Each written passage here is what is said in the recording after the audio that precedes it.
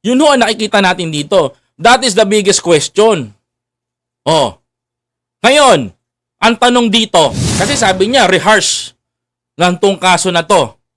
Tanong dito, kung pinail ni Trillanes to 2021, binasura ng ombudsman. 2024, pinail ulit namin ito kasama ako together with Magdalo Party List sa DOJ, mga kababayan ko. At ang ginawa ng DOJ, hindi man lang pinapanik kay Remulla.